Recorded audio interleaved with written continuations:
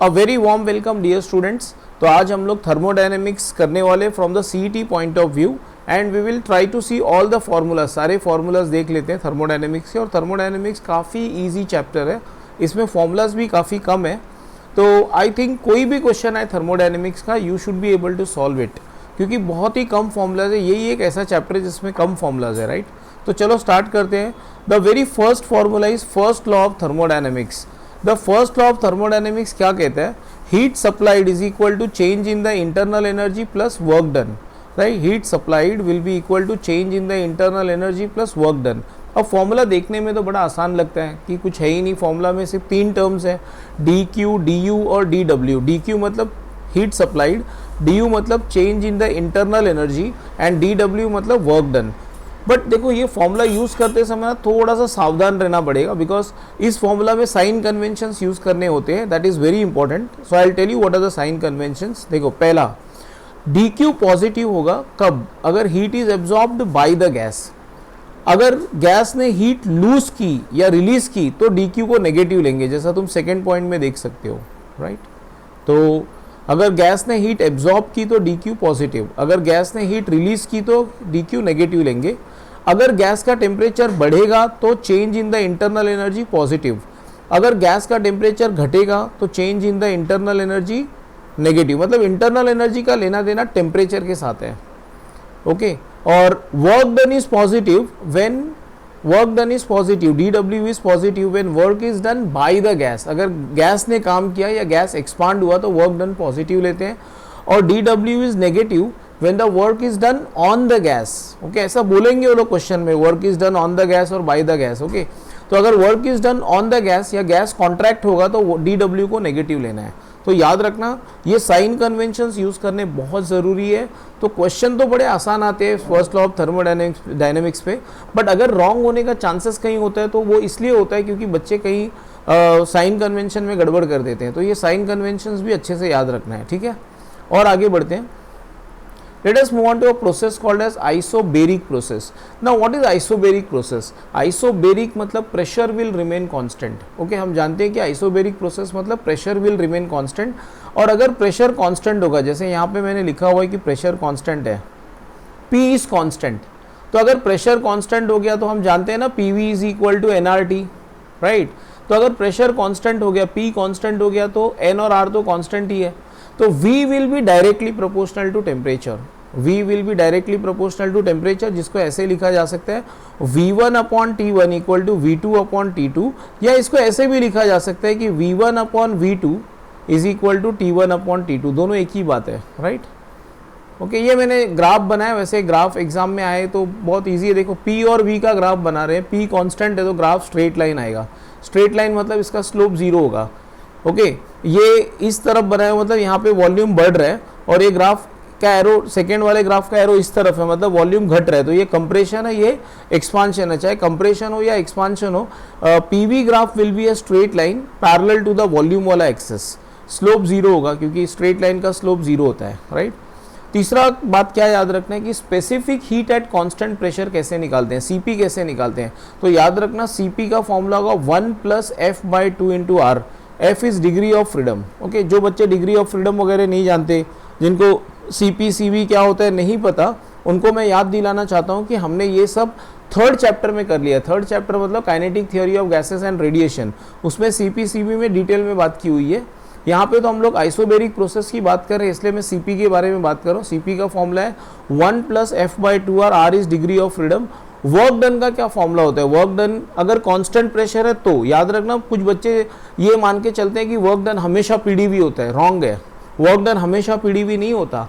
Work done PDV सिर्फ तब लिख सकते हैं जब प्रेशर कांस्टेंट हो। जैसे आइसोबेरिक प्रोसेस में ही सिर्फ ऐसे लिखा जा सकता है कि work done is equal to pressure into V final minus V initial, otherwise ऐसे नहीं लिखा जा सकता, ओके। और बता देता हूँ कि heat supplied at constant pressure निकालते कैसे हैं।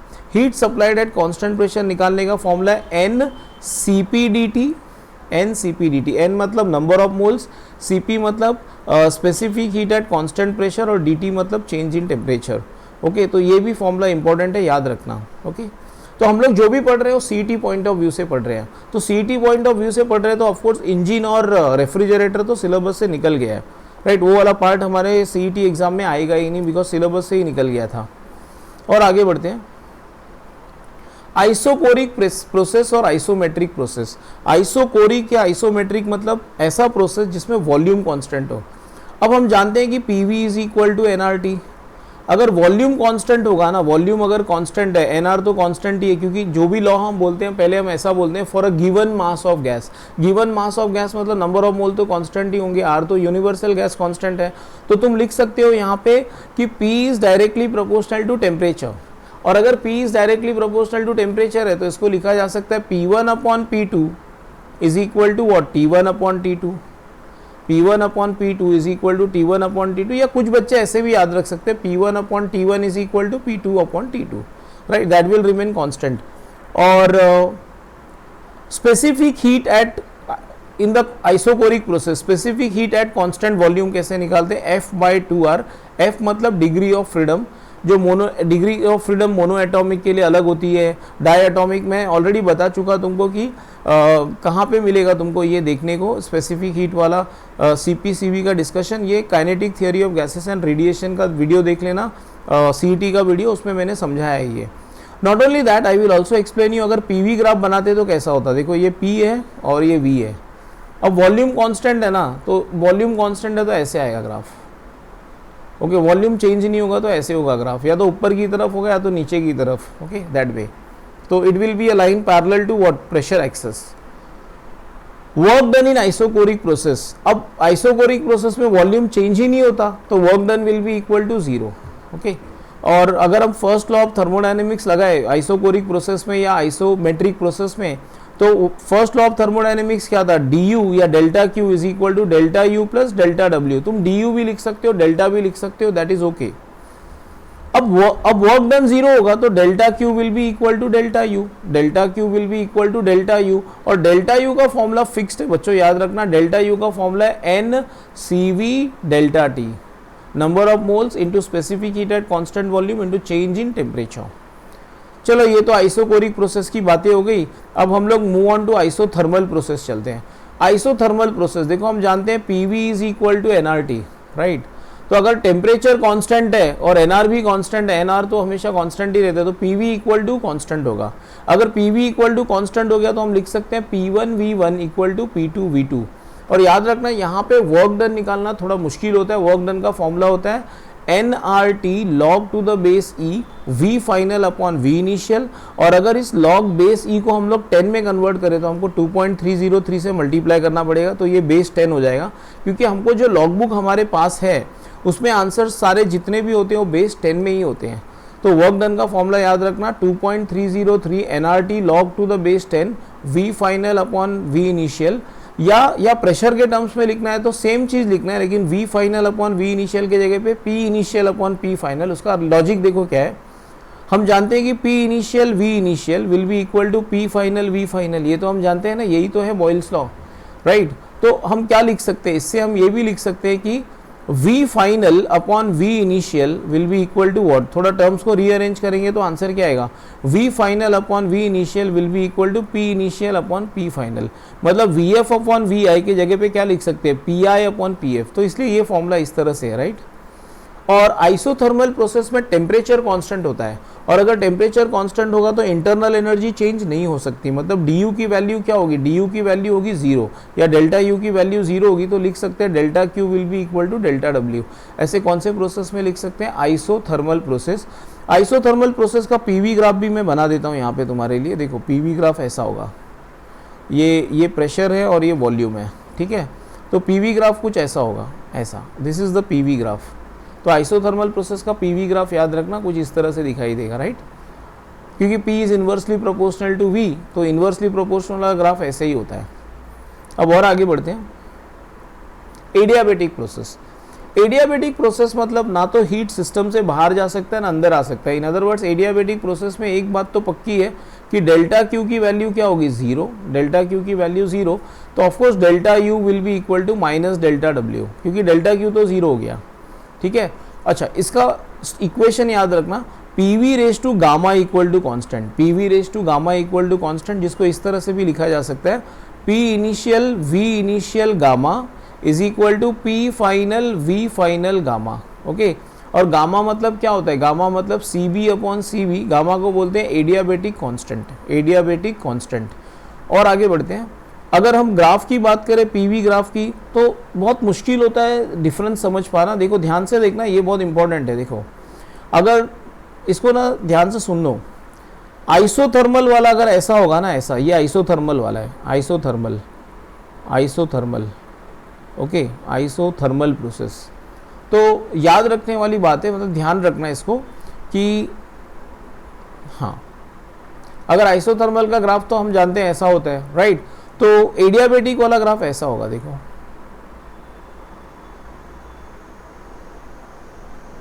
ऐसा होगा। Okay, so this is what you should remember कि यहाँ पे देखो, यहाँ पे वॉल्यूम बढ़ा, यहाँ पे वॉल्यूम बढ़ा तो प्रेशर ड्रॉप हुआ यहाँ तक, राइट। और यहाँ पे उतना ही वॉल्यूम बढ़ा लेकिन प्रेशर बहुत ज़्यादा ड्रॉप हो गया, राइट। मतलब यहाँ पे फास्ट चेंजेस होते हैं। तो आइसोथर्मल और एडियाबेटिक में बस इतना सा ही फर्क है, याद रखना है ऐसे। ये कौन सा एडियाबेटिक, एडियाबेटिक तो आइसोथर्मल के नीचे बनता है ग्राफ। आइसोथर्मल में चेंजेस स्लो होते हैं लेकिन एडियाबेटिक में चेंजेस थोड़े फास्ट होते हैं। देखो दोनों केस में अगर तुम ध्यान से देखो तो वॉल्यूम इतना ही बदला है, सेम बदला है volume, right. Volume is changed by the same amount, but pressure देखो ना कितना ज़्यादा ड्रॉप हुआ एडियाबेटिक में। तो इस तरह से हम एडियाबेटिक और आइसोथर्मल के ग्राफ के बीच में डिफरेंस निकाल सकते हैं, राइट। ये याद रखना अच्छे से। और ऑफ कोर्स इसी को थोड़ा रीअरेंज करेंगे तो हम लोग को टेम्परेचर और वॉल्यूम का रिलेशन आएगा, T V raise to gamma minus one equal to constant, या लिख सकते हैं T initial V initial gamma minus one equal to T final V final gamma minus one, या ऐसे भी लिख सकते हैं temperature is directly proportional to V raise to one minus gamma.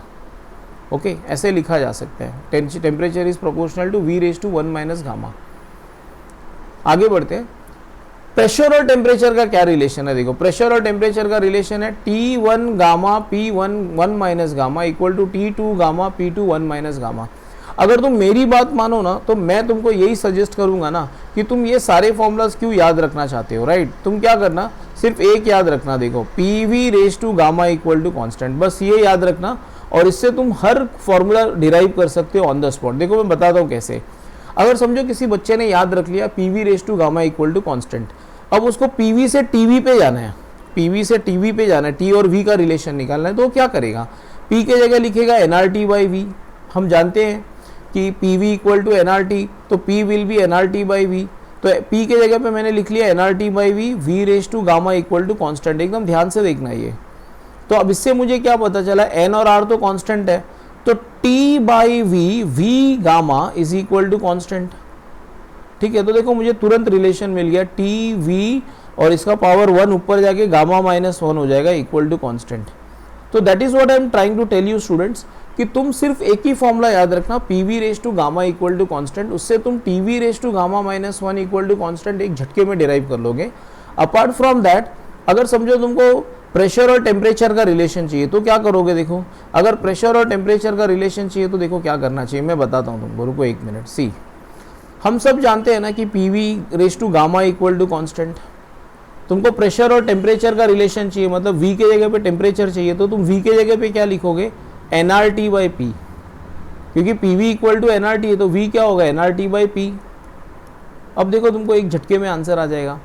तो ये एन और आर तो कांस्टेंट है, तो आंसर क्या आया, P T gamma upon P gamma equal to constant.